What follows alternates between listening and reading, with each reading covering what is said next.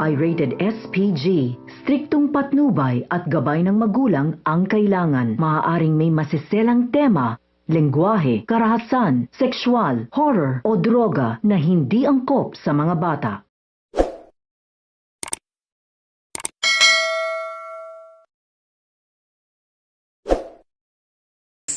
Habang kumakain ang pamilyang Torrecampo, sinabi ni na Marz at Paulo na magpa-test sila dahil sabi umano na doktor na posibleng may makamatch sa kanila para maging donor sa bone marrow ni Jasmine.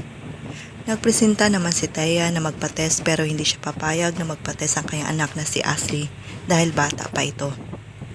Naubos na nga ang oras kaya tinapat ng doktor sina Paulo at Marz na habang wala pang match kay Jasmine, ang tanging magagawa lang nila ay panatilihing stable at walang impeksyon si Jasmine, pero may time pressure umano.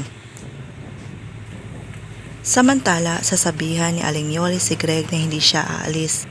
Huwag umano siyang pilitin na ilathala lahat ang bawang nalalaman niya, lalong-lalo na umano sa kanya. Kaya walang magawa si Greg na mapaalis ito.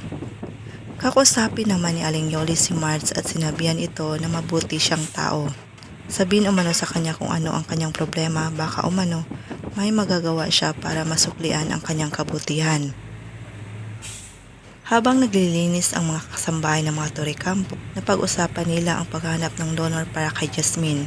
Nasambit ni Aling Yoli na sa bahay ng mga Torrecampo, isa na lang ang hindi pa nakapag-test at si Ashley ito. Sa hindi sinasadyang pagkataon, may nakita si Aling Yoli na isang kapirasong papel. At matutuklasan niya nga na anak ni Taya at Paulo si Ashley. Naisip niya na si Ashley ang makakapagligtas at maging donor sa bone marrow ni Jasmine. Agad niyang tatawagan si Marz dahil kailangan niya umanong malaman ang katotohanan na kanyang natuklasan.